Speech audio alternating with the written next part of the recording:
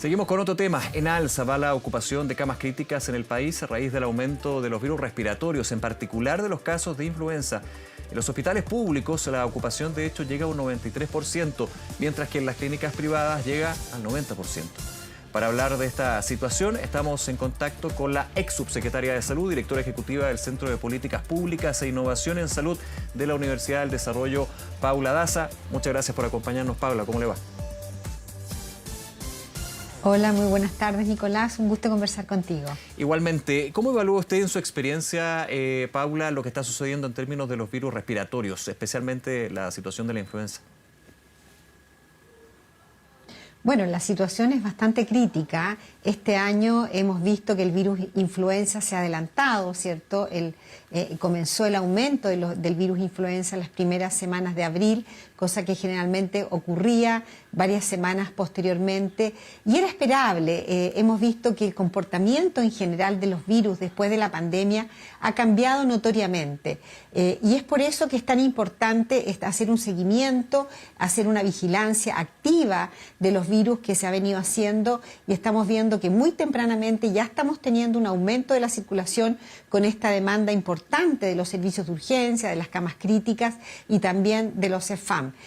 Todavía nos quedan meses del invierno importante, nos quedan los meses de junio, de julio, donde sabemos que las temperaturas bajan en forma importante, sí. Por lo tanto esperamos, ¿cierto?, que se sigan aumentando la oferta de servicios de salud, tanto en el sector público como privado, para poder atender esa demanda. Todavía no llegamos al pic del virus influenza. En las últimas semanas ha seguido aumentando el virus influenza, por lo tanto vamos a seguir requiriendo camas críticas y hospitalizaciones de camas básicas, servicio de urgencia para las personas en caso que se agraven y tengan un servicio adecuado. ¿Se ve un escenario más complejo con respecto a la influenza directamente con respecto a años anteriores, pensando en lo que era prepandemia también, la situación de este virus que siempre ha estado en esta época?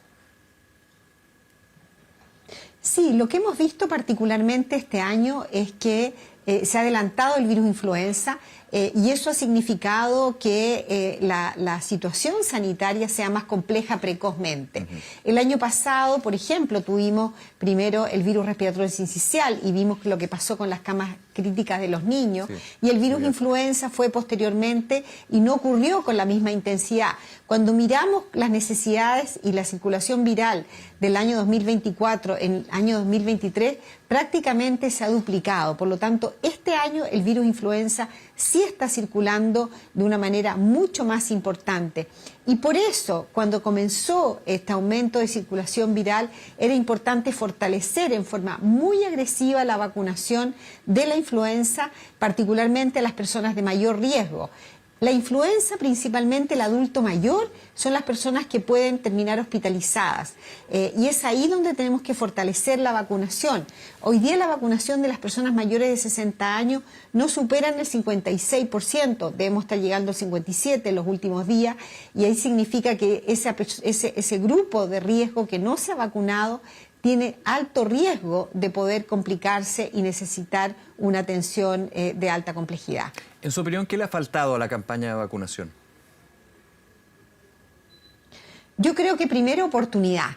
Cuando se comenzó a ver que el virus influenza comenzaba a aumentar, la campaña de vacunación partió a mediados de marzo, como parte todos los años, y eso es positivo. Sin embargo, los primeros días de abril, cuando comenzamos a ver en la vigilancia viral que se hace en los centros Centinela, que el virus influenza comenzó a aumentar, fue ahí donde había varios elementos que eran fundamentales. Primero, la comunicación de riesgo, una comunicación efectiva a través de todas las vías transversales, la televisión, las redes sociales, pero también otras vías, usar otros canales de comunicación. Fortalecer las estrategias de vacunación. ¿Qué significa eso? Ir a vacunar donde las personas se encuentran, abrir más centros de vacunación, probablemente extender los horarios, abrir los fines de semana y comunicar efectivamente dónde se puede ir a vacunar. Yo creo que hay muchas estrategias y acciones de vacunación que se han usado en tiempos anteriores, particularmente en el COVID, que se podrían haber fortalecido precozmente. Yo creo que todavía estamos a tiempo, es importante que se usen esas medidas, que se fortalezcan las acciones, que se expandan los horarios de vacunación, ir a vacunar a esa población de riesgo, adultos mayores, acercar la vacunación. Los adultos mayores, Nicolás, van a recibir sus pensiones, por ejemplo, probablemente en los próximos 2-3 días que estamos a fin de mes. Bueno, llevemos los centros de vacunación a esos lugares para aquellas personas que no se han vacunado. Hay un grupo de personas mayores que principalmente que tienen entre 60 y 70 años, que son los que menos se han vacunado, porque probablemente son personas que trabajan, personas que no tienen mayor tiempo durante el día. Por lo tanto, tenemos que acercar la vacunación a ellos. Y hay otro grupo que es de los que tiene más baja cobertura de vacunación, que es de alto riesgo, que es la embarazada. Aquí la embarazada tiene un riesgo de enfermarse gravemente y sobre todo por la situación, ¿no es cierto?, de estar embarazada, claro, de su hijo también corre riesgo. Por lo tanto, es un grupo de riesgo que tenemos que acercarnos a vacunar. Yo creo que es importante que las próximas semanas, particularmente la próxima semana, ojalá al menos dupliquemos la cobertura de vacunación para poder llegar a esa población y tenerla protegida. Creo que hay un elemento que no hemos conversado, que es importante y que es para las personas. Aprendimos en la pandemia que hay medidas de mitigación. Sí, claro. Yo hago un llamado a las personas que tienen alguna enfermedad grave, que tienen un cáncer, que usen la mascarilla, ventilar los espacios, evitar los lugares de aglomeración. Y si estoy resfriado o tengo un virus, también salir con la mascarilla, porque eso nos ayuda a disminuir el riesgo de contagio. Ahora, con respecto a la red asistencial, usted dice, Paula, todavía no se llega al límite, pero cuando ya se está sobre el 90%, ya sea en el aparato público o privado, obviamente esto va preocupando y genera y aprendimos bastante sobre eso y también se mejoró bastante, más que se mejoró, se potenció, digamos, la red integrada en términos de la reconversión de cama.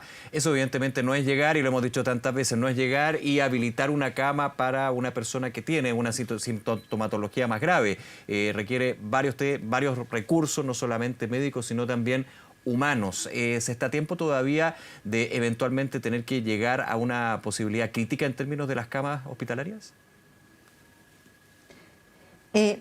Primero que nada, sí, estamos con un 93% de requerimiento de camas críticas. Eso va a seguir probablemente aumentando en las próximas semanas por el virus influenza. Todavía no ha aparecido el virus respiratorio sincicial que afecta principalmente a los niños, por lo tanto tenemos que estar muy atentos a eso. Pero con respecto a la reconversión de cama, se puede seguir fortaleciendo. Tenemos un alto número de profesionales que ya han sido capacitados, por lo tanto fortalecer la red pública y privada. Y no solamente fortaleciendo, aumentando las camas críticas, reconvirtiendo camas básicas a camas intermedias y camas intermedias a camas críticas, capacitando el personal, sino que coordinando. La coordinación es un elemento fundamental, porque hay lugares, por ejemplo, que el sector público puede que no tenga una cama o estén al borde, ¿cierto? Y por lo tanto solicitar con antelación camas al sector privado. El sector privado tuvo un rol relevantísimo durante la pandemia. Es muy fortalecido y por lo tanto ellos nos pueden apoyar en esta situación que es tan crítica. Yo creo que acá Chile aprendió durante los años de la pandemia. Fuimos capaces de tener en un momento más de 4.600 camas críticas y por lo tanto en relación a ese aprendizaje poder seguir haciéndolo. Probablemente no vamos a necesitar ese número de camas críticas, pero sí tenemos que estar mirando la vigilancia de los virus, la vigilancia de las necesidades y también los servicios de urgencia. Hoy día tenemos servicios de urgencia donde tenemos pacientes hospitalizados y por lo tanto esos pacientes probablemente hay que trasladarlos a una cama básica o a otro hospital para poder tener los recursos en el servicio de urgencia para poder atender a las personas que llegan a ese lugar. Tenemos también que fortalecer la atención primaria, cumple un rol relevante, es el primer contacto entre el paciente y la salud. Por lo tanto, ahí fortalecer la atención primaria para poder, evidentemente, que esos pacientes no lleguen a los servicios de urgencia. Por lo tanto, toda la línea de la parte de salud, la red asistencial, debe fortalecerse y estar atenta y vigilante, porque probablemente vamos a tener un invierno que va a ser muy difícil y vamos a requerir muchos recursos desde el punto de vista sanitario. Volviendo a la vacunación, Paula Daza, algunas autoridades solicitaban al Ministerio de Salud ampliar el rango de vacunación de grupos de riesgo de la vacuna de la influenza y hacerla universal, es decir, que todos y todas tengan acceso a la vacuna. ¿Eso, a su juicio, es necesario? A ver, primero que nada decir que mientras mayor cantidad de población esté vacunada, obviamente vamos a tener una mayor cantidad de población protegida. Eso es lo deseable como país.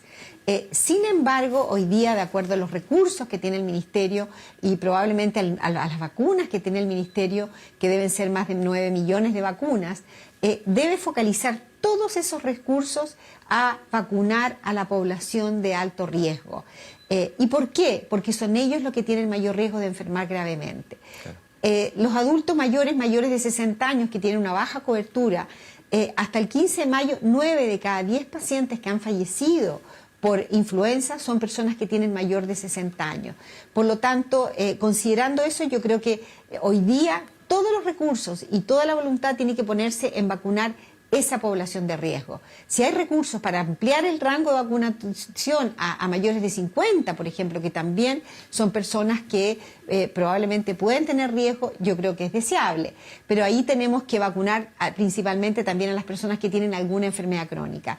Entonces, habiendo dicho eso, obviamente si las personas se pueden vacunar y hay recursos para vacunarse, lo deseable es que la mayor cantidad de la población esté vacunada frente a un virus que es altamente contagioso y probablemente va a seguir aumentando en las próximas semanas. Hablamos de la influenza hoy, es el virus que está más latente, que lidera, digamos, esta lista, pero en algún minuto también puede aparecer con fuerza el virus sincicial, que el año pasado, usted bien lo decía, Paula, generó graves problemas, especialmente para los más chiquititos. Ahora, este año hay novedades, hay un arma, una herramienta, este anticuerpo monoclonal, Nirsevimab.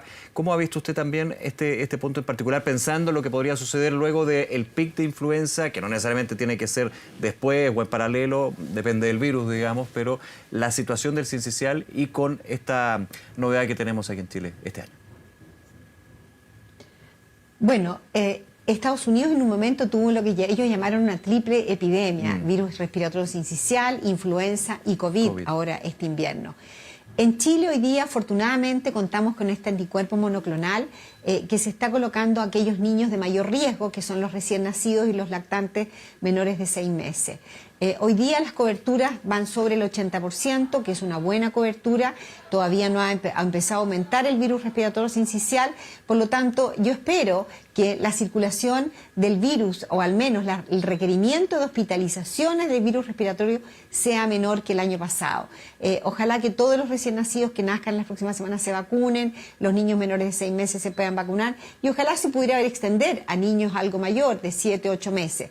Pero al menos este año tenemos un medicamento, tenemos una tecnología sanitaria que nos va a permitir proteger a ese grupo de alto riesgo. De acuerdo a los datos, no deberíamos tener una situación sanitaria tan compleja como la que tuvimos el año pasado, pero obviamente tenemos que seguir monitoreando muy de cerca que esto, cuando ocurra, tener preparada la red de los niños. Paula Daza, nuevamente agradecerle su tiempo, conversar sobre este tema tan relevante hoy y siempre, digamos, pero vamos a estar muy atentos también a cómo va evolucionando. Muchas gracias nuevamente. Muchas gracias, un gusto conversar contigo. Igualmente, que esté muy bien.